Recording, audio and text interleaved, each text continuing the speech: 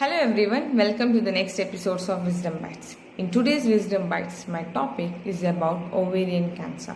It is one of the leading cancer in India in women. According to gynecological cancer list, cervical cancer is standing there topmost, followed by the breast cancer, then comes the ovarian cancer. Now, what are these ovarian cancers? So these are the malignant growth of cells that are happening or that are growing on the surface of the fallopian tube or on the ovaries. Now, in females, the reproductive system, we have two ovaries. So these two ovaries are connected to a tube-like structure which is around 10 to 14 centimeter in length, and these tubes are connected to one uterus. So basically, we have one uterus, two fallopian tubes and two ovaries. Now, what are the early signs and symptoms? One is unexplained weight loss or loss of appetite. Next is uncomfortable or uncontrolled abdominal bloating or the swelling. Next is pelvic or abdominal pain. Next, in case if you're eating food, you can feel that fullness in spite of having little amount of food. So that is one of the symptoms. Then comes frequent urination.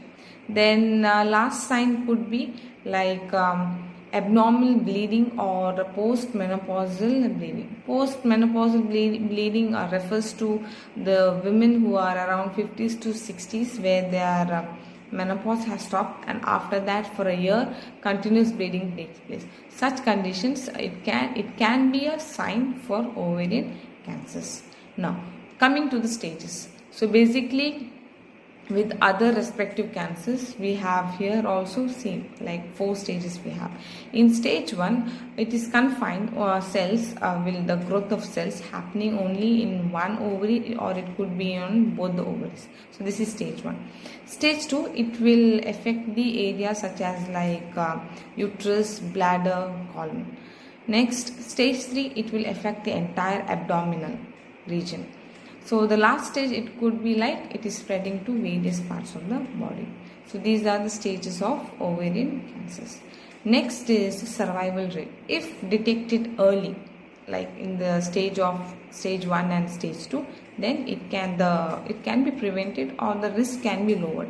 But when it comes to stage 3 and stage 4, it is at high risk. So chances of survival is very, very less, because thing is like the symptoms are rarely diagnosed, or they are just left out, or they are just ignored. That is why this cancer is called as silent killer. Now, coming to the risk factors, one is genetics. So in genetics, like if a person or the individual has inherited any kind of gene mutation such as BRCA1 and BRCA2, then chances or the risk is high. Next is family history, like early menstruation, late menopause, then not having children or having any kind of infertility issues. So this is family history. Third is age related. So risk is very much high if the woman is above like 30 to 60s. So these are the risk factors.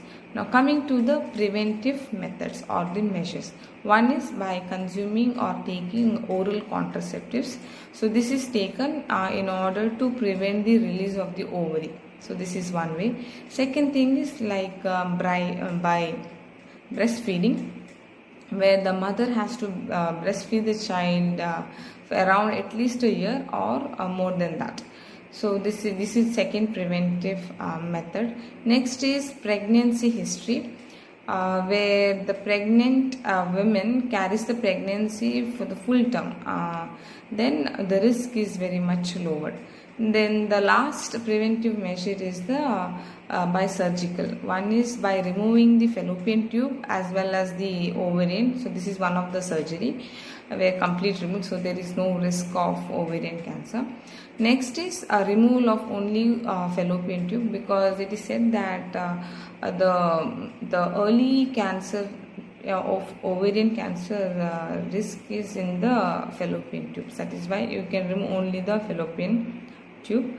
Then third way is we call them as tube ligation, where we are trimming or we are cutting the, or we are ligating the fallopian tube, and then we are clipping it so that sperms do not meet the ovaries. So these are the preventive methods.